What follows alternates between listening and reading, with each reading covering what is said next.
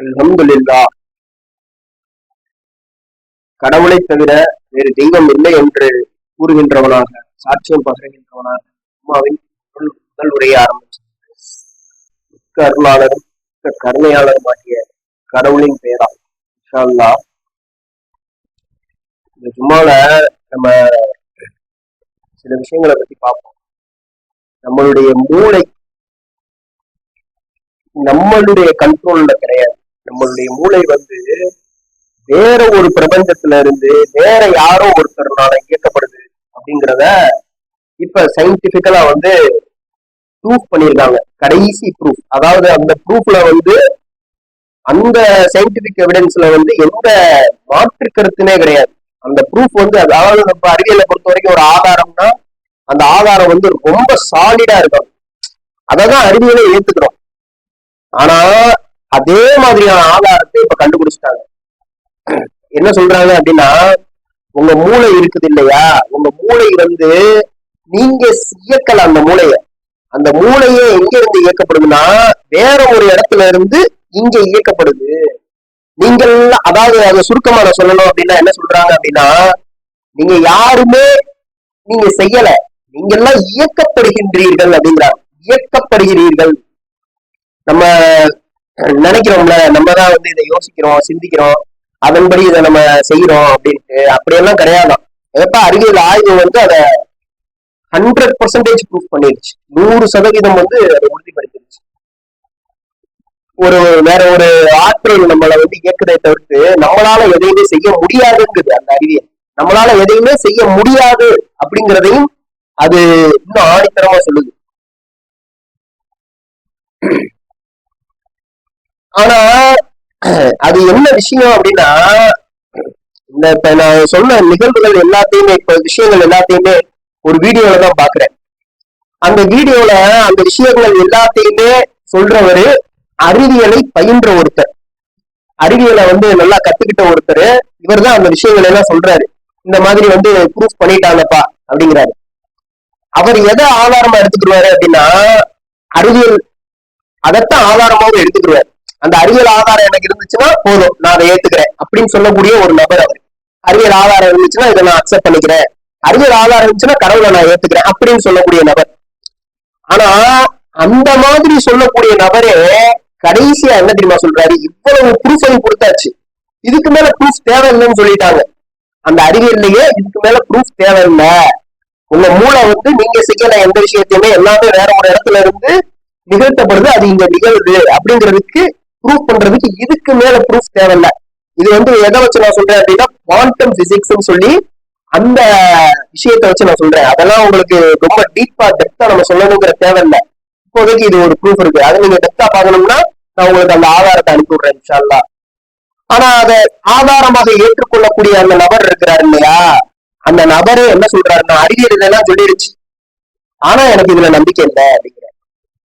ஆதாரத்தை தானே நீ நம்புவ, உனக்கு என்ன ஆதாரம் வேணுமோ அதை கடவுள் அப்படியே கொடுத்துட்டாரு. ஆனா நீ கடைசி அதை நம்ப மாட்டேன்னா என்ன அர்த்தம்? என்ன அடிப்படையில நீ மறுக்கிற? விஷயம் என்ன அப்படின்னா, இந்த காட் இஸ் ரன்னிங் எவ்ரிதிங் அப்படிங்கிற விஷயத்த நீங்க எவ்வளவு இலகுவா சொன்னாலும், எவ்வளவு எளிமையா விளக்குனாலும், எவ்வளவு துல்லியமா நீங்க மக்கள்கிட்ட போய் சேர்த்தாலும் சிலரால் அதுல நம்பிக்கை கொள்ள முடியாது. அவங்க கேட்கிற ஆதாரத்தையே கடவுள் அவங்களுக்கு கொடுக்குறேன்னு சொல்றாரு. அதாவது ஒரு வசனத்துல என்ன சொல்றாரு தெரியுமா, செத்தனை அவன்கிட்ட பேசினாலும் வானத்துல இருந்து நான் ஒரு புக்கை அவங்களுக்கு இறக்கி கொடுத்தா கூட அவங்க அதை நம்ப மாட்டாங்க அப்படிங்கிறார். அவன் கேட்கிற எல்லா வானவர்களை அனுப்பணும்னு சொல்றான் இல்லையா, நான் வானவர்களை அனுப்புனா கூட அதை நம்ப மாட்டான் அப்படிங்கிறார். அப்படி நான் செஞ்சா கூட அவனுக்கு நம்பிக்கை வராது. முகமது குறைசி குலத்துல இருந்து, குறைசி குலம் தான் இருக்கிறதுலே உயர்ந்த குலம்.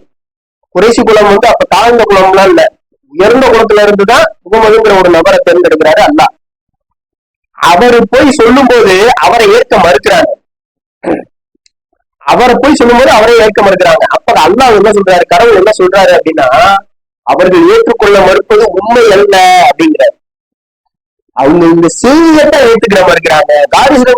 அப்ப நாங்க எதுவுமே செய்யலையா அப்படிங்கிற அந்த விஷயம் தான் அவங்க அந்த செய்தியை ஏற்றுக்கிற மறுக்க வைக்கிறது.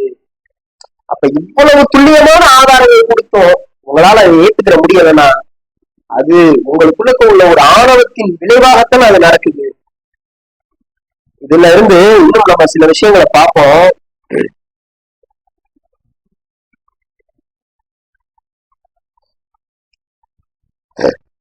பெரும்பாலான மனிதர்கள் என்ன செய்யறாங்கன்னா விபச்சாரத்தையும் கற்பழிப்பையும் கொலையையும் கொள்ளையையும் பெரும்பாவம்னு சொல்றாங்க. ஆனா உண்மையிலே பெரும்பாவம் எது தெரியுமா? இணைத்தீக வழிபாடுதான். நீங்க லாயிலாக இல்லைன்னா முகமது ரசூலுல்லாஹ்னு சொல்றதும் ஒண்ணுதான், காட் இஸ் ரன்னிங் எவ்ரிதிங், ஆனா அவரோட நம்மளும் சேர்ந்து செய்யணும் அப்படின்னு சொல்றதும் ஒண்ணுதான். இத நல்லா புரிஞ்சுக்கிறணும். ஆனா நீங்க அவனை எதிரியா நினைக்கிறீங்க, ஆனா நீங்க சொல்றது சரின்னு நீங்க ஆமோதிக்கிறீங்க, ஆதரிக்கிறீங்க. என்ன அடிப்படையில அது நீங்க செய்றீங்கன்றது எனக்கு புரியல. லா முஹம்மது ரசூலுல்லாஹ்னா என்னது? கடவுளை மட்டும்தான் நீங்க உங்க பள்ளிவாசல்ல அழைக்கணும் அப்படிங்கறதுதான் அவருடைய அந்த விஷயமா இருக்குது. இவங்க அதுக்கு மாற்றம் என்ன செய்யறாங்கன்னா முஹம்மது ரசூலுல்லாஹ்னு சேர்த்து சொல்றாங்க அந்த ஷஹாதாவோட. இங்க காட் இஸ் ரன்னிங் எவ்ரிதிங்கிறது சேம் அதே சஹாபாதான். லா இலாஹ இல்லல்லாஹ்னா அரபியில கடவுளை தவிர வேறு தெய்வம் இல்லைன்னு அர்த்தம். காட் இஸ் ரன்னிங் எவ்ரிதிங்னா அது இங்கிலீஷ் மொழி, ஆங்கில மொழி. அதனுடைய சாரம் லா இலாஹ இல்லல்லாஹ்வுடைய சாரத்தை தான் நீங்க ஆங்கில மொழியில காட் இஸ் ரன்னிங் எவ்ரிதிங்னு படிக்கிறீங்க. ஆனா நீங்க என்ன செய்யறீங்க அப்படின்னா அதோட சேர்த்து நானும் செய்யணும், முயற்சி செய்யணும், பயிற்சி செய்யணும், அதோட விளைவுதான் அப்படிங்கறத சேர்த்து சொல்றீங்க. அப்ப அவங்களுக்கு நம்மளுக்கு என்ன வித்தியாசம்? ரெண்டு பேருமே எந்த வித்தியாசமும் இல்லையா? ரெண்டு பேருமே ஒரே குட்டையில இருந்த மற்றவங்க தானே, ரெண்டு பேருமே ஒரே ஆட்கள் தானே. ஏன் அவங்களை குறித்து நம்ம ரெண்டு குழுக்களா நம்ம பிரிச்சுக்கிறோம்? அப்ப இப்ப சொல்ல வேண்டிய விஷயம் என்னன்னா பெரும்பாலான மனிதர்கள் என்ன செய்யறாங்கன்னா இந்த விபச்சாரத்தை கற்பழிப்பு பெரிய பாவமா நினைக்கிறாங்களோ அதெல்லாம் பெரிய பாவம் கிடையாது. அதெல்லாம் விட பெரிய பாவம் என்ன தெரியுமா? இணைத்தெய்வ வழிபாடுதான். ஆனா அதை அவ்வப்போது நம்ம வாழ்க்கையில இயல்பா செஞ்சுக்கிட்டே இருக்கிறதுனால டெய்லி அனுதினமும் நம்மளுடைய வாழ்க்கையோட ரொட்டீன்ல அந்த இணைத்தெய்வ வழிபாடு அப்படிங்கிறது நடந்துகிட்டே இருக்குது. அப்படிங்கிறதுனால அது நம்மளுக்கு பெரிய பாவமா தெரியறது இல்லை. ஆனா நம்ம ரொட்டீன் லைஃப்ல இந்த விபச்சாரமோ கற்பழிப்போ கொள்ளையோ நடக்கிறது கிடையாது. அதனால அதெல்லாம் நம்மளுக்கு பெரிய பாவமா தெரியுது. அப்ப பகுத்தறிவு அப்படிங்கிறத வச்சு நீங்க அவங்க பகுத்தறிவது எப்படி என அவர்களுக்கு அவர் கற்றுக் கொடுத்தார் அப்படிங்கிறாருல, அதை வச்சு நீங்க பாத்தீங்கன்னா இந்த இணைத்தெய்வ வழிபாடுதான் இந்த நீங்க சொல்ற இந்த சின்ன சின்ன பாவங்கள்லாம் இருக்குதுல்ல அதுக்கு கீழே வர கேட்டகரியில கொலை கொள்ளை கற்பழிப்பு விபச்சாரங்கிற அந்த பாவம்லாம் இருக்குது இல்லையா, இதோட தாயே பாத்தீங்கன்னா இணைத்தெய்வ வழிபாடுதான். அதனாலதான் இது நடக்குது. அந்த இணைத்தெய்வ வழிபாடுங்கிறதுனாலதான் இது நடக்குது. அந்த இணைத்தெய்வ வழிபாடு நடக்கலன்னு வச்சுக்கோங்களேன், இல்ல உங்கள்ட்ட இணைத்தெய்வ வழிபாடே இல்லை அப்படின்னா இந்த பாவங்கள் நடக்காது. எதெல்லாம் இணைத்தெய்வ வழிபாடு அப்படின்னு கேட்டோம்னா அதுல பல விதமான இணைத்தெய்வ வழிபாடு உள்ளது. குழந்தைய இணைத்தெய்வமா பாக்குறாங்க, மனைவியை இணைத்தெய்வமா பாக்குறாங்க, அம்மா அத்தாவை இணைத்தெய்வமா பாக்குறாங்க, பணத்தை இணைத்தெய்வமா பாக்குறாங்க. பொலித்தெய்வ வழிபாடுங்கிறதுல பல விதம் இருக்குது. ஆனா அதுல ரொம்ப ரொம்ப நுட்பமான கண்டுபிடிக்க முடியாத அளவுக்கு உள்ள ஒரு இணைத்தெய்வ வழிபாடு எது தெரியுமா? இதெல்லாம் நீங்க இணைத்தெய்வ வழிபாடுன்னு நான் எக்ஸ்பிளைன் பண்ணா நீங்க அக்செப்ட் பண்ணிக்கிறீங்க ஏதோ ஒரு கட்டத்துல. ஆனா உங்களால அக்செப்ட் பண்ணவே முடியாத, அது தப்பாவே தெரியாத ஒரு இணைத்தெய்வ வழிபாடு அப்படின்னு ஒண்ணு இருக்குது அப்படின்னா அது கடவுள் தான் அனைத்தையும் செய்யறாரு, ஆனா சில காரியங்களை நான் செய்யணும் அப்படிங்கிறதுதான் இணைத்தெய்வ வழிபாடாவே நம்மளுக்கு தெரியாது. அது ஏன்னா அதுதான் சாத்தானிய மிக நுட்பமான ஒரு வலையா இருக்கு. அதை நீங்க ஈஸியான ஐடென்டிஃபை பண்ணி கண்டுபிடிக்க முடியாது. கடவுளின் திட்டத்தை சொல்லும் போது அவர் சொல்றாரு என்னுடைய திட்டம் வலிமையானதுங்கிறார். நான் தான் இந்த சிஸ்டத்தை அமைச்சேன். இந்த சிஸ்டம் எப்படி அவனுக்கு காட்டும் அப்படின்னா எல்லாத்தையுமே அவன் செய்யறதாவே அவனுக்கு காட்டும். அவன் தான் செய்யறதாகவும் அவன் தான் ஆட்சி செய்யறதாகவும் அவன் தான் இந்த ஒரு பாட்டை பாடினதாகவும் ஒரு இசை அமைச்சதாகவுமே அவனுக்கு காட்டும். ஆனா உண்மை என்ன அப்படிங்கிறத சிலருக்கு மட்டும்தான் தெரியும் அப்படிங்கிற. அது கடவுளுடைய சிஸ்டமே அப்படித்தான் இருக்குது, இப்படி காட்டக்கூடியதாத்தான் இருக்குது. ஏன் கடவுள் இந்த உலகத்துக்கு நம்மளை கொண்டு வந்ததுக்கு காரணமே நம்மளெல்லாம் அதாவது கரெக்டா அக்யூரேட்டா அந்த புரிதல்ல இருக்கிறவங்க யாரு அப்படிங்கிறத பிரிச்சு அடையாளம் காட்டணும் அப்படிங்கிறதுக்காகத்தான். அந்த அந்த அடிப்படையில இந்த திட்டம் அமைக்கப்பட்டிருக்குது இல்லையா, இந்த திட்டம் ரொம்ப வலிமையானதாத்தான் இருக்கு. அதனாலதான் நம்மளுக்கு யாருக்குமே தெரியல நம்ம செய்யறோமா எல்லாம் செய்யறாரா அப்படின்னு. சில இடங்கள்ல காடிசன் நீங்க எடுத்தீங்கன்னு சொல்லிக்கங்க, சில இடங்கள்ல நீங்க தான் செய்யணும். ஏன் அந்த குழப்பம் வருது? அப்ப அது புரியுறது இல்லை. அது புரியாததுனாலதான் அந்த குழப்பம். ஈவன் சப்மிட்டர்ஸா இருந்தாலுமே கூட அது புரியுறது இல்லை. அவங்களால சொல்லிட முடியுமா காடிசன் நீங்க எடுத்து கடவுள் தான் எல்லாத்தையும் செய்யறாரு, எந்த அநியாயம் நடந்தாலும் எந்த நியாயம் நடந்தாலும் இரண்டுமே கடவுளுடைய கட்டுப்பாட்டின் கீழே தான் நடக்குது அப்படிங்கறத அவங்களால ஒத்துக்கிற முடியுமா? முடியாது. ஏன்னா ஏதோ ஒண்ண யாரோ ஒருத்தங்க செய்யறாங்க, நான் செய்யறேன் அப்படிங்கிற அந்த விஷயம் அவங்களுக்கு தடுக்குது.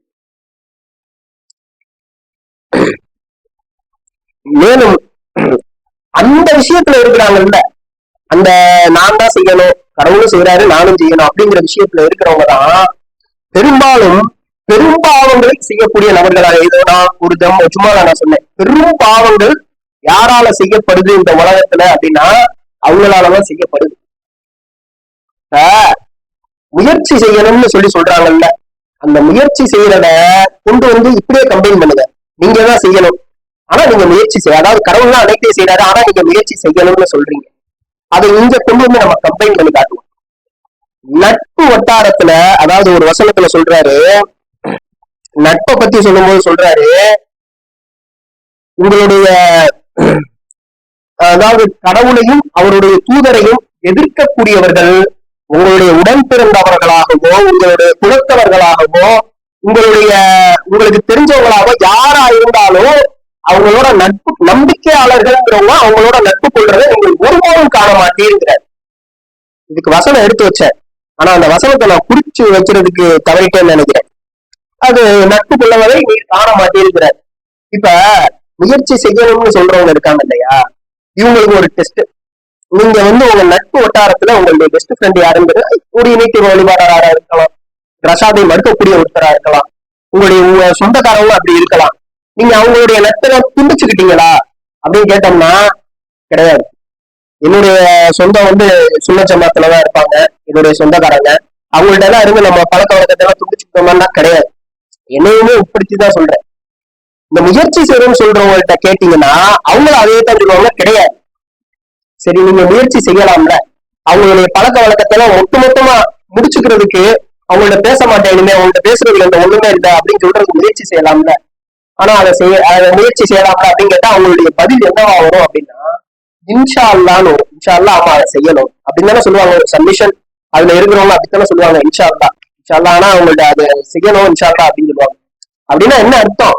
முயற்சி செய்யறதுமே கூட கடவுள் நாடினாலே அன்றி நடக்காது.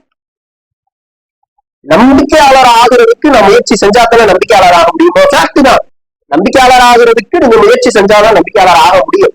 அதை கடவுளே சொல்றாரு, நீங்க உறுதிப்பாட்டோடையும் விடாமுயற்சியோடையும் தொடர்ந்து பாடுபடணுங்கிறத கடவுளே சொல்றாரு. ஆனா அந்த முயற்சிங்கிறது இருக்குது இல்லையா, அது கூட கடவுளின் நாட்டுப்படிதான் நடக்கும்.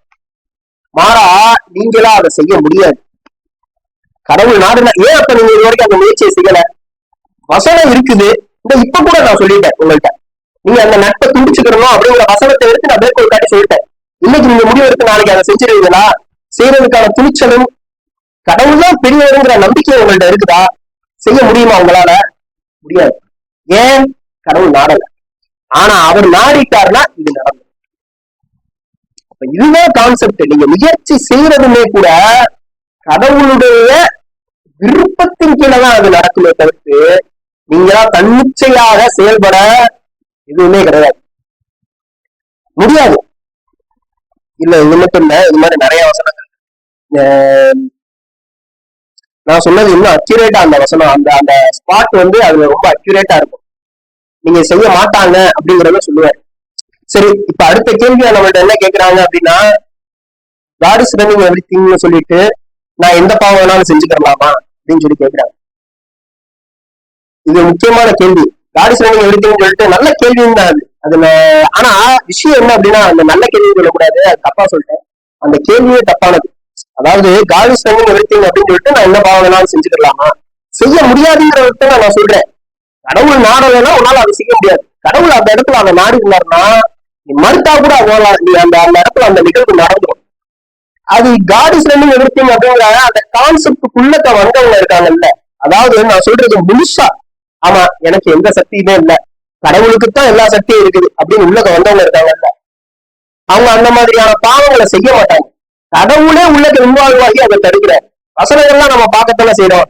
ஜோசப் உள்ளக அது தப்பு செய்ய போகும்போது கடவுள் உள்ளக இன்வால்வ் ஆகி அதை தடுக்கிறார். ஏன் முகம்மதை நீங்க எடுத்துக்கிட்டீங்கன்னா அவர் என்ன செய்யறாருன்னா, அவரு ஜோசப் செஞ்சதை விட அவர் செஞ்சது ஒரு படி அதிகம் தான். ஒரு படி இல்ல, அது பலபடி அதிகம் தான். அவங்க கிட்டத்தட்ட நீங்க அவர்கள் பக்கம் சாய்ந்து விட்டீர், நான் மட்டும் உண்மை பலப்படுத்தி இருக்காவிடில் நீ மொத்தமா அவங்கள்ட்ட போயிருப்ப அப்படின்னு சொல்லி சொல்றாரு. அப்ப கடவுள் உள்ளத்தை இன்வால்வ் ஆகி ஒவ்வொருத்தவங்களையும் கட்டுப்படுத்தி அந்த இடத்துல வச்சிருக்கிறது யாரு? கடவுள். நான் நல்லதுன்னு சொல்லிக்கிற முடியாது. எனக்கு சூழலை அமைச்சு கொடுக்காம இருக்கிறாரு இல்லையா கடவுள், அவரை வேணா நல்லவருன்னு சொல்லிக்கலாம். அப்ப அந்த சூழலை அமைச்சு கொடுத்துட்டா எல்லாருமே அயோக்கியம் தான், யாருமே யோக்கியம் கிடையாது.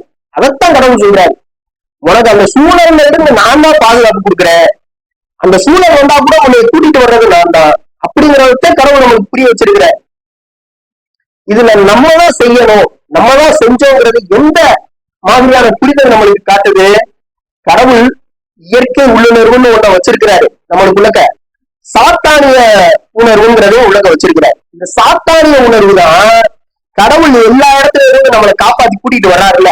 ஒரு இணைத்தேவ வழிபாடு செய்ய விடாம, விபச்சாரம் செய்ய விடாம, கொலை செய்ய விடாம, கொள்ளையடிக்க விடாம காப்பாத்தி கூட்டிட்டு வர்றாருல. இதெல்லாம் நான் செய்யல, நான் நல்லவன் அப்படின்னு நினைக்க வைக்கிறது இந்த சாத்தானிய சித்தாந்தம் தான். ஆனா கூட்டிட்டு வர்றது யாரு? கடவுள். இதெல்லாம் செய்ய விடாம முகமது எப்படி கூட்டிட்டு வந்தாரோ, ஜோசப் எப்படி கூட்டிட்டு வந்தாரோ, ஏன் தூது செய்தியை மறுத்து தூக்கி எரிஞ்சுட்டு போறாரு ஜோனா, அவரை எப்படி கூட்டிட்டு வந்தாரோ அது மாதிரி நம்மளை கூட்டிட்டு வர்றது கடவுள் தான். நம்ம கிடையாது, நம்ம நேரான வழியில போறோம்னு சொல்லிக்கிறதுக்கு அந்த இடத்துல அருகதை இருக்குதா? கடவுள் ஜோனாவை எப்படி நெறிப்படுத்துறாரு? இன்ஷா அல்லாஹ் தொடர்ந்து பார்ப்போம். தூங்குங்கள். கடவுளை தவிர வேறு தெய்வம் இல்லை என்ற சாட்சியம் பார்க்கறது இந்த ஜும்மாவின் 2வது முறை ஆரம்பம் செய்கிறேன். புகழ்ச்சி அனைத்தும் பிரபஞ்சங்களின் ரட்சகராகிய கடவுளுக்கே உரியது. அப்ப நெறிப்படுத்தி கூட்டிட்டு போறாரு ஜோனாவை. என்ன செய்யறாரு? அவர் ஒரு வரமுறை செய்யறாரு. அதுக்கடுத்த ஒரு திமிங்கலம், ஒரு பெரிய மீன் அவரை முழுங்குது. அவர் உள்ளத தியானிக்கிறாரு. சோ இதெல்லாம் ஒரு சிஸ்டம். நீங்க ஒரு கஷ்டத்துல இருந்தீங்கன்னா கடவுள்கிட்ட தான் போய் இறைஞ்சிங்க அப்படிங்கிறது ஒரு சிஸ்டம். இந்த சிஸ்டத்துக்குள்ளதான் ஜோனாவை கூட்டிட்டு வந்தது கடவுள் தான். ஜோனா வந்தாருன்னு சொல்ல முடியாது, அந்த வார்த்தை தப்பான பிரயோகம். கடவுள் கூட்டிட்டு வந்தார். அப்ப அந்த இன்னொருத்தர் என்ன கேட்கிறாரு? அவர் என்ன கேட்டாரு? நம்பிக்கையாளர்கள் மத்தியில இவங்க எல்லாம் எதையுமே ஏத்துக்கிற மாட்டேங்கிறாங்க, யாரெல்லாம் அந்த தூது செய்தியை ஏத்துக்கிறாங்களோ அவங்கள்ட்ட கொண்டு போய் ஜோனாவை சேர்க்கிறார். இதெல்லாம் என்ன சிஸ்டம்? இப்படித்தானே அவர் ஒரு நன்னறியாளர் ஆக்குறாரு. இது மாதிரிதான் நம்மளையும் நன்னறியாளர் ஆக்குறாரு. நான் நன்னறியாளர்னு சொல்லிக்கிறதுக்கான முகாந்திரம் இல்லை. நான் என்னுடைய முயற்சியால இங்க வரல. நான் என்னுடைய நட்பு வட்டாரங்கள்ல இந்த காட் இஸ் ரன்னிங் எவ்ரிதிங் அப்படிங்கிறத புரிஞ்சுக்கிறாதவங்க இருக்காங்கல்ல, அவங்கள்ட்ட பெருசா பேச மாட்டேன். என்னுடைய ரிலேஷன்ஷிப் அவங்கள்ட்ட ரொம்ப நெருக்கமா இருக்காது. இதை நான் செஞ்சேன்னு சொல்ல முடியுமா? ஏன் சொல்ல முடியாது? ஏன் அப்படின்னா நான் பெரும்பாலும் கடவுளை பத்தி தான் பேசுவேன், கடவுளை முன்னிறுத்தி தான் பேசுவேன். கடவுளை பத்தி பேசுறதுன்னா எனக்கு பிடிக்கும். அப்ப நான் அப்படி பேசிக்கிட்டே இருக்கும்போது யாராலையும் என்னால சகிச்சுக்கிட்டு இருக்க முடியாது. என்னோட நான் இப்ப ஒரு டிராவல் பண்றேன் அப்படின்னா, இங்க இருந்து நான் லேவுடிக்கு போறேன்னா அவன் என்னோட கூட வரான் அப்படின்னா கடவுளை பத்தி அதிகமா பேசுவேன். அவனுக்கு அதை கேட்கறதுக்கு எரிச்சலா இருக்குது. அப்படிங்கும் போது இவங்க தன்னால என்னை விட்டு விலகி போயிடுறாங்க. இப்ப நான் எல்லாரையும் முயற்சி செஞ்சு நான் எல்லாரையும் அவாய்ட் பண்ணிட்டு நான் நல்லவனா இருக்கிறேன், கடவுள் சொன்ன மாதிரி இருக்கிறேன்னு சொல்லிக்கிறதுக்கு எனக்கு அந்த முகாந்திரமா இருக்குதா? அப்ப இவங்க என்னட்ட கலட்டி விடுறது யாரு? கடவுள். ஒண்ணு அவங்கள்ட்ட எனக்கு சுவாரஸ்யம் போயிடும், இல்லைன்னா ஏன்ட்ட அவங்களுக்கு சுவாரஸ்யம் போயிடும். ஒரு பழக்க வழக்கத்துல ஒரு நட்புல இந்த சுவாரஸ்யம்ங்கிறது இல்லை அப்படின்னு வச்சுக்கோங்களேன், அவங்க பழக மாட்டாங்க. ஒண்ணு நடிக்கவேணா செய்யலாம், அந்த பழக்கம் நட்பு அப்படிங்கிறது இருக்காது அந்த இடத்துல. ஹிந்துவா இருக்கட்டும், முஸ்லீமா இருக்கட்டும், கிறிஸ்டினா இருக்கட்டும், யாரா இருந்தாலும் கடவுளை மட்டும் தனித்தவராக ஆதரிக்கக்கூடிய எந்த நபர் இருக்கிறாரோ அவங்களோட மட்டும்தான் என்னுடைய நட்பு நெருக்கமா இருக்குது இப்ப வரைக்கும். அது ஏன் அப்படின்னா இதுதான் காரணம். நான் கடவுளை பத்தி பேசும்போது அவங்களுக்கு அது பிடிக்கிறது இல்லை அப்படிங்கும் போது அவங்க ஒண்ணு விளையிடுறாங்க, அல்லது இவங்கள்ட்ட பேச எனக்கு பிடிக்கிறது இல்லை, ஏன்னா கடவுளை பத்தி பேசவே முடியல அவன்கிட்ட. அப்ப நான் பேச என்ன செய்ய போறேன் அப்படிங்கும் போது நான் விளையிடுறேன். இது இது இயல்பு. இது ஒரு எப்படி நடக்குது அப்படின்னா, இது நான் முயற்சியெல்லாம் செய்யல, இது தன்னால நடக்குது. இப்ப இந்த கடவுளின் கட்டளை அந்த இடத்துல நிறைவேற்றப்பட்டு விட்டதா அப்படின்னா நிறைவேற்றப்பட்டு விட்டது. எப்படி? அவராலேயே நிறைவேற்றப்பட்டது. இதுல நான் என்ன பார்ட்டிசிபேட் பண்ணேன்னா ஒரு பார்ட்டிசிபேஷனும் கிடையாது. மேலும் கடவுள் சொல்றாரு காட் இஸ் ரூலிங் எவ்ரிதிங்னு சொல்லிட்டு என்ன தப்பு வேணாலும் செய்யலாமா அப்படின்னு கேட்கும்போது இன்னொரு வசனத்துல சொல்றாரு, நம்பிக்கையாளர்கள் என்னுடைய ஊழியர்கள் தவறான முடிவெடுப்பதை காண நான் விரும்புவதில்லை. அவர் விரும்பாத ஒண்ணு இங்க நடந்துருமா? அதுதான் விஷயம். 8:11 சொல்றாரு. அத எடுத்து பாத்தீங்கன்னா தெரியும் நினைக்கிறேன். அமைதி நிறைந்த தூக்கம் உங்களை ஆட்கொண்டு உங்களை சாந்தப்படுத்தும்படி அவர் செய்தார். தூக்கம் வர்றது கூட அவர்னாலதான். நீங்க நினைச்சிடப்பெல்லாம் தூங்க முடியாது, அவர் நான் தான் தூங்கலாம். மேலும் மின்னிலிருந்து தண்ணீரை அவர் இறைச்சி அனுப்பினார், அதன் மூலம் உங்களை தீமைப்படுத்துவதற்காக. சாத்தான், இதை நல்லா கவனிக்கணும், சாத்தானின் சாபத்திலிருந்து உங்களை அவர் பாதுகாத்தார். யார? நம்பிக்கையாளர்களை. நம்பிக்கையாளர்கள் பாதுகாப்பா இல்ல, கடவுள் பாதுகாக்கிறதுனால அவங்க பாதுகாப்பா இருக்கிறாங்க. இதை நல்லா புரிஞ்சுக்கிறணும். உங்களுடைய இதயங்களை மறு உறுதி செய்து உங்களுடைய நிலைகளை பலப்படுத்தினார். அவர் தான் பலப்படுத்துறார். இது இன்னொரு வசனம், அது ரொம்ப தெளிவான வசனமாவே வரும். நான் வேற வசனத்தை படிச்சுட்டேன். சொல்ல, நம்பிக்கையாளர்கள் தவறான முடிவெடுப்பதைக்கான கடவுள் விரும்புவதில்லைங்கிறதே. அதாவது தன்னுடைய ஊழியர்கள் தவறான, நீங்க படிச்சிருப்பீங்க, அதை நான் எடுத்து சொல்லணுங்கிற அவசியம் கூட இல்லைன்னு நினைக்கிறேன். உங்களுக்கே தெரியும். அடிக்கடி குர்ஆனை படிக்கிறீங்க அப்படின்னா உங்களுக்கு அந்த வசனம் ரொம்ப பரிச்சயப்பட்டதா இருந்திருக்கணும். என்னுடைய ஊழியர்கள் தவறான முடிவெடுப்பதைக்கான விரும்புவதில்லை அப்படின்பார். சோ அவர் விரும்பாத ஒண்ணு அந்த இடத்துல நடக்காது. இப்படி எல்லாம் தவறான முடிவு எடுக்கும் போது கடவுள் இன்வால்வ் ஆகி அதை டெஸ்ட்ராய் பண்ணிடுறாங்க. அந்த மாதிரியான கடவுளுடைய இன்வால்வ்மெண்ட் நம்மளுக்குள்ள இருக்கும். நம்மளுக்குள்ள அந்த நடந்துகிட்டே இருக்கும். அப்ப நீங்க தவறான பாதையில போகணும்னு நினைக்கும் போது அவரே அதுல இன்வால்வ் ஆகி அதை தடுப்பாரு. சோ காட் இஸ் ரன்னிங் எவ்ரிதிங்னு ஏத்துக்கிட்டவங்கனால பெரும்பாவங்கள் நிகழாது அப்படிங்கிறதுக்கு இதுவே போதுமான சாட்சி. குர்ஆன்ல இருந்து வசனம். ஆனா நம்ம செய்யணும் அப்படின்னு நினைக்கிறதுனால பெரும்பாவங்கள் நடக்கும். அது கடவுள் எந்த உத்தரவாதமுமே கொடுக்கல. நீ செய்யணும்னு நினைக்கிறீங்கன்னா நீ செய்யணும், விட்டு காமிக்கிற, நீ செஞ்சு காமியாத அப்படின்னு விட்டு காமிக்கிறாரு. அப்ப பெரும்பாவங்கள் தான் நடக்குது. சாத்தான் என்ன அந்த இடத்துல வாதம் வைக்கிறதே, என்ன வாதம் வைக்கிறான்? இதே போன்ற ஆட்சி, போர், விபத்து, நோய், துன்பம் இல்லாத ஆட்சிய இந்த மாதிரியான ஒரு சூழல் இருந்தா என்னால கொடுத்துட முடியும், என்னால இந்த மாதிரி சிறப்பு ஆட்சி அதிகாரம் பண்ணிட முடியும்னு நினைக்கிறான். அவனுக்கு அதை கொடுத்துன்னு அனுப்புறான். ஆனா அவனால முடியல. போர் நடந்துச்சு, துன்பம் வந்துச்சு, பஞ்சம் வந்துச்சு, நோய் வந்துச்சு, எல்லாமே வந்துச்சு. ஒரு சிறப்பான ஆட்சி அவனால கொடுக்க முடியல. அப்ப நீங்க எதையெல்லாம் செய்யணும்னு நீங்க நினைக்கிறீங்களோ அதுதான் சாத்தானிய சித்தாந்தம்னு நான் திரும்ப திரும்ப சொல்றேன். நீங்க செய்யணும்னு நினைக்கும் போது அது ஒரு துளி அளவுக்கு இருந்தா கூட அதனுடைய விளைவு பன்மடங்கா இருக்கும். நீங்க தவறான முடிவு தான் எடுப்பீங்க. அதிகமா நீங்க பாத்தீங்கன்னா தவறான முடிவுல தான் போய் முடியும். நீங்க எடுக்கிற முடிவு எல்லாமே, அந்த சைடு எஃபெக்ட்ஸ் எல்லாமே அந்த இடத்துலதான் போய் முடியும். ஒரு 2 எளிய பரிசோதனை எலிகள் வச்சு ஒரு நிகழ்ச்சி ஒண்ணு நடத்துறாங்க. அந்த ஒரு ஆய்வு ஒண்ணு நடக்குது, அறிவியல் ஆய்வு. அதுல ஒரு எலிக்கு என்ன கொடுக்குறாங்க அப்படின்னா, ஒரு ஒண்ணுமே இல்லாத ஒரு கூண்டுல அந்த எலியை வச்சு கொக்கைன் ஒரு பக்கம், கொக்கைன்னா போதைப் பொருள் ஒரு பக்கமும், இன்னொரு பக்கத்துல நல்ல தண்ணியும் கொடுக்குறாங்க. அந்த எலி தன்னால போய் என்ன செய்யுது அப்படின்னா அடிக்கடி அந்த கொக்கைனை குடிச்சுக்கிட்டே இருக்குது. அந்த போதைப் பொருளை குடிச்சுக்கிட்டே இருந்து கொஞ்ச நாள்ல சிக்காயிருந்து அதுக்கு செத்தும் போச்சு. அதே மாதிரி இன்னொரு எலியை பிடிச்சி என்ன செய்யறாங்கன்னா ஒரு நல்ல சூழல்ல வச்சு அதுக்கு சில விளையாட்டுறதுக்குலாம் எல்லாமே ஏற்பாடு பண்ணி வச்சு அந்த எலியை உள்ள விடுறாங்க. அதே மாதிரி கொக்கைனையும் வைக்கிறாங்க, நல்ல தண்ணியும் வைக்கிறாங்க. அப்ப இந்த எலி எல்லாமே செய்யுது, எல்லாமே விளையாடுறது கொடுத்து எல்லாமே செய்யுது. ஆனா அது போய் குடிக்கிற தண்ணி நல்ல தண்ணியை மட்டும்தான் குடிக்குது. கொக்கைனை மோந்து பார்த்துட்டு அது போய் பக்கமே போறதில்லை. கடவுள் இது மாதிரி உங்களுடைய சூழலே அப்படி மாத்தி உங்களை பாதுகாக்கிறார். இது நடந்த விஷயம். இது ஒரு ஆய்வு கட்டுரை. இப்ப நான் சொல்றது அறிவியல் ஆய்வு கட்டுரை. உங்க சூழல் நீங்க எதை தேர்ந்தெடுக்கணும் அப்படிங்கிறத தீர்மானிக்கும். பெரும்பாலும் ஒரு போதைப் பொருளுக்கு நீங்க அடிமையாகணும்னா அதுக்கும் உங்களுடைய சூழலை காரணமா இருக்கு. ஆனா நம்பிக்கையாளர்கள் என்ன அப்படின்னா அவர்களுடைய சூழல் கடவுள்கிட்ட இருந்து எல்லாமே கிடைப்பா. ஒரு வசனத்துல சொல்றாருல, வானவர்கள் அவர்களுக்கு தோழர்களாக இருக்கின்றனர், அவர்கள் விரும்புகின்ற எதுவும் அவர்களுக்கு கிடைக்கும்.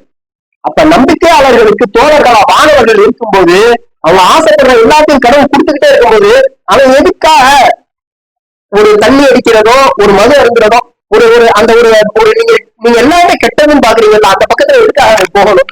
கடவுள்கிட்ட இருந்து எல்லாமே கிடைச்சிருது எனக்கு, நான் எதுக்காக அந்த பக்கம் போகணும்? அப்ப காட் இஸ் ரன்னிங் எவ்ரிதிங் ஏத்துக்கிட்டவே இதுக்குள்ள போறதுக்கு வாய்ப்பு இல்லை. அப்ப யாரு போவான்? காட் இஸ் ரன்னிங் எவ்ரிதிங் ஏத்துக்கிறாத ஒருத்தனாலதான் இதுக்குள்ள டிராவல் பண்ண முடியும். ஏத்துக்கிட்டவனுக்கு எல்லா இன்பமும் இந்த இடத்துல வந்து கிடைச்சிருங்க. பெண் சார்ந்த இன்பம், மது சார்ந்த இன்பம், பெண்ணு பொண்ணு மண்ணு, எதுக்காகத்துல இந்த உலகத்துல பெரும்பாலும் போர் எல்லாமே நடக்குது.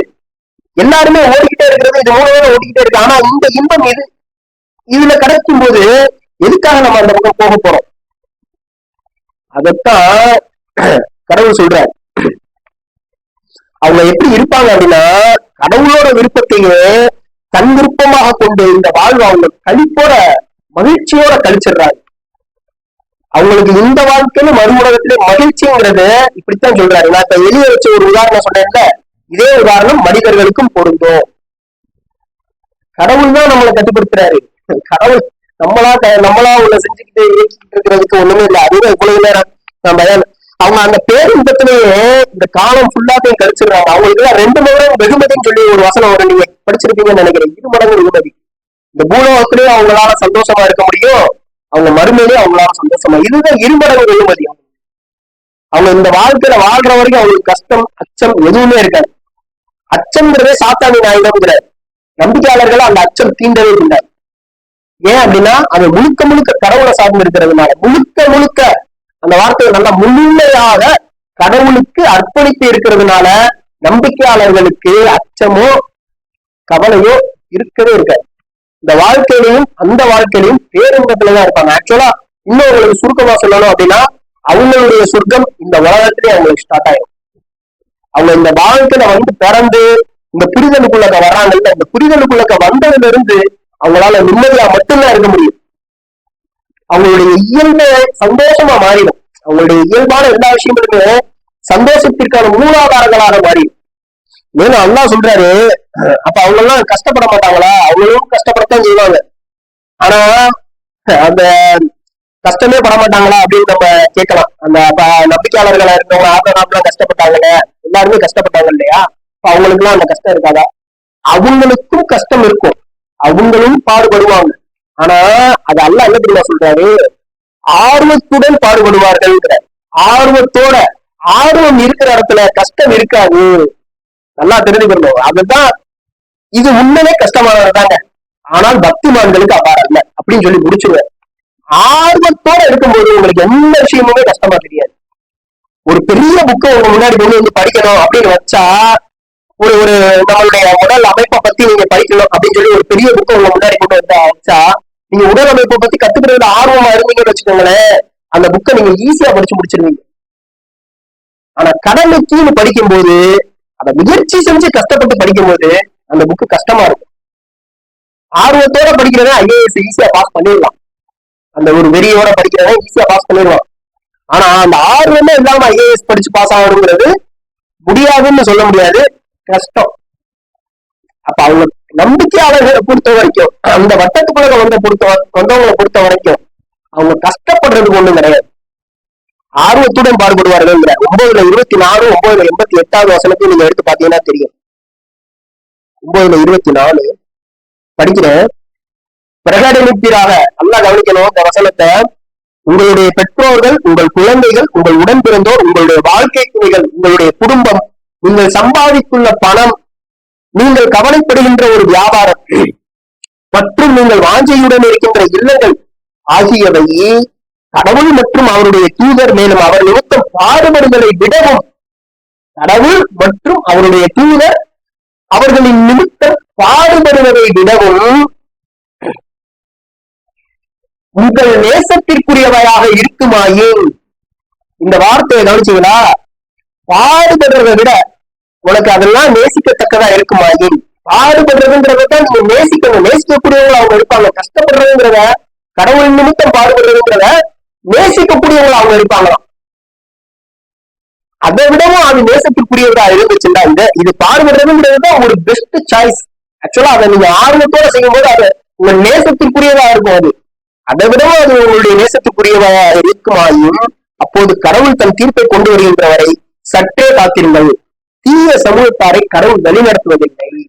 கடவுள் வழிநடத்தாத எவருமே தீய சமூகத்தாரா இருக்கிறாங்க. அவங்களுக்கு இந்த உலகமும் மறு உலகமும் கவலைகள் நிறைந்ததாக தான் இருக்கும். மேலும் இன்னொரு வசனத்திலேயே சொல்றாரு, இந்த வசனத்தை லாஸ்டா பார்த்து முடிச்சுருவோம் இதோட இந்த வேற 9 அதே அத்தியாயத்துல 88வது வசனம். நம்பிக்கையாளர்கள் 9:88 சப்டைட்டில என்ன தெரியுமா? உண்மையான நம்பிக்கையாளர்கள் பாடுபடுவதற்கு ஆர்வத்துடன் இருக்கின்றனர். கஷ்டப்படுறதுக்கு அவங்க எக்ஸைட்டடா இருக்கிறாங்க. எக்ஸைட்டட்னா ரொம்ப ஆர்வமா இருக்கிறாங்க.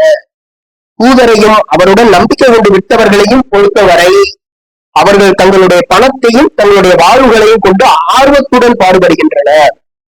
இவர்கள் நல்ல விஷயங்கள் அனைத்திற்கும் தகுதியானவர்களாகிவிட்டனர். அவர்களே வெற்றியாளர்களாக இருக்கின்றனர். சோ அந்த மாதிரி அவங்க இஷ்டப்பட்டு விருப்பப்பட்டு, எப்பயுமே நம்ம இந்த தமிழ்ல எல்லாம் நிறைய படத்துல எல்லாம் சொல்லுவாங்கல்ல, ஒரு வேலையை நீங்க செய்யும் போது கஷ்டப்பட்டு செய்யாதீங்க, இஷ்டப்பட்டு செய்யுங்க அப்படிம்பாங்க. அது மாதிரி அவங்க விரும்பி அதை செய்யும் போது அவங்களுக்கு அது ஈஸியா இருக்கு, அவங்களுக்கு அது கஷ்டமா இருக்கிறது இல்லை. கடவுளை பற்றிய நினைப்பு ஒரு நாள்ல அதிகமான நேரம் ஆக்கிரமிச்சிருக்கணும் நம்மள. அப்படி ஆக்கிரமிச்சிருக்கலன்னா நீங்க சரியான நம்பிக்கை இல்லைன்னு அர்த்தம். இது நான் முயற்சி செஞ்சு கஷ்டப்பட்டேன்னா அது எனக்குள்ள வரல. ஆனா அது இயல்பாவே ஏதோ ஒரு நாள்ல எனக்குள்ள நடக்கும். நான் ஒரு நாள்ல பெரும்பாலான நேரங்கள் என்னுடைய அனுபவத்தை நான் உங்கள்கிட்ட சொல்றேன். கடவுளை பற்றி நினைக்கிறதுலயே பெரும்பாலான நேரங்கள் செலவழிஞ்சிடும். 24 மணி நேரத்துல நான் தூங்கி வந்திருக்கிற நேரத்தை தவிர்த்து பெரும்பாலான நேரம் அதுலயே கழியும். என் மூளைக்குள்ள அந்த சிந்தனைகள் தன்னால வந்துகிட்டே இருக்கும். கேள்விகள் வரும், நிறைய வசனங்கள் வரும், வசனங்கள்ல இருந்து கேள்விகள் வரும். இது எப்படி டிராவல் ஆகி போய்கிட்டே இருக்கும். நான் தனியா உட்கார்ந்து இருக்கும் போதெல்லாம் அது எனக்குள்ள அதிகமா வந்துகிட்டே இருக்கும். அப்ப பெரும்பாலும் நான் தனியா தான் இருப்பேன். அப்ப எனக்குள்ள அது நடந்துகிட்டே இருக்கும்போது நான் நினைச்சு பார்ப்பேன், இதெல்லாம் நம்மதான் சிந்திக்கிறோமா அப்படின்னு. ஆனா அதை நான் சிந்திக்கிறது இல்லையே, தன்னால எனக்குள்ள வந்துகிட்டு இருக்கு. அந்த அந்த என்ன ஓட்டங்கள்ங்கிறதெல்லாம் நம்மளால கண்ட்ரோல் பண்ணவே முடியாது. ஒரு நிமிஷத்துக்குள்ள எவ்வளவோ எண்ணங்கள் வந்துருக்கிறாங்க. அந்த எண்ணங்கள் அனைத்தையும் கடவுள் எனக்குள்ள கொடுத்துக்கிட்டே இருக்கிறாரு. அப்பா நம்ம அப்படி அசைப்பட்டுக்கிட்டே இருக்கிறேன். இப்படியே என்னுடைய நாளின் பெரும்பகுதியெல்லாம் ஓடி இருக்கு. இதையெல்லாம் நான் முயற்சி செஞ்சு கொண்டு வந்தேன் அப்படின்னு சொன்னா நான் எவ்வளவு பெரிய முட்டாளா இருப்பேன். நான் ஒரு ஒரு ஒரு சரியான ஆளா? நான் சரியான ஆள் கிடையாது. நான் ஏன்னா கடவுள் ஒண்ணு செஞ்சுட்டாரு அப்படின்னா அதுக்குண்டான புகழ்ச்சியை நான் எடுத்துக்கிற மாதிரி. அப்ப அனைத்து புகழும் அவருக்கே உரியது. இதுதான் அதோட சாரம். எனக்குள்ளாக கொண்டு வந்து அந்த படத்தை ஓட விட்டது எல்லாமே கடவுள் தான் அதை எல்லாத்தையுமே செஞ்சு முடிக்கிறாரு. அது எல்லாத்தையுமே காட்சிப்படுத்துறாரு. அது எல்லா கேள்விகளையும் கொண்டு வராரு, எல்லா புரிதல்களையும் கொடுக்குறாரு. இது எல்லாம் ஒரு நாளின் பெரும்பகுதியில அது நடக்குது அப்படின்னா அதை செஞ்சது கடவுள் தான். அது நானோ அல்லது என்னை போன்ற இன்னொருத்தவங்களுக்கு நிகழ்ந்துச்சுன்னா அவங்களும் கிடையாது. கடவுள் தான் அதை செய்யறாரு. நீங்க நல்லவங்களா இருந்தீங்கன்னா அதுக்கு காரணம் கடவுள் தான், நீங்க கிடையாது. அதனாலதான் நம்ம பெரும்பாலான பயான்ல பார்க்கும்போது இயேசுவை சொல்லும் போது, நீ என்னை நல்லவன்னு சொல்றியா? நல்லவேங்கிறது கடவுளை தவிர வேற ஒருத்தரும் கிடையாது. இயேசு கடவுள் மட்டும்தானே நல்லது, நீ என்னைய நல்லதுங்கிறியே அப்படின்னு சொல்லி இயேசு சொல்லுவாரு. யோசிச்சு பாருங்க, அவர் எவ்வளவு நல்லவரா இருந்தா நம்ம செய்யணும் அப்படின்னு சொல்றதுக்கும், நான் தான் கடவுள்னு சொல்றேன் ஒரு சில பேரு, அவனையும் விட்டு வச்சிருப்பார், அவனுக்கு தேவையானதும் கொடுத்து வச்சிருப்பார். அப்ப அவர் எவ்வளவு நல்லவரா இருக்கணும். அதுதான் கடவுள். அவருடைய அதைத்தான் அல்லாஹ் அப்படி சொல்றாரு, கர்த்தர் நல்லவர் என்பதை ருசித்து பாருங்கள் அப்படின்னு. போகும்போது அந்த வார்த்தையெல்லாம் போட்டு வச்சிருப்பாங்க, நான் உங்களுக்கு மீட்சி தரேன், நீங்க வேட்ட வாங்க அப்படிங்கிற மாதிரி அந்த வார்த்தையெல்லாம் போட்டு வச்சிருப்பான். இந்த மடங்கள்ல சாமியார்கள் இவங்கெல்லாம் பேசும்போது, நான் உனக்கு அதை செஞ்சு காட்டுறேன். இப்ப இந்த மாதிரி ஆட்கள் எல்லாம் அல்ல எப்படி விட்டு வச்சிருக்கிறாருங்கிறத பாருங்க, அவனுக்கு எவ்வளவு கொடுத்து வச்சிருக்கிறாருங்கிறத பாருங்க. அப்ப அவருக்கு எவ்வளவு நல்லவரா இருப்பாரு. அந்த மாதிரி ஒருத்தரையை விட்டு வைக்காம அழிச்சு ஒழிச்சிருக்கணும்.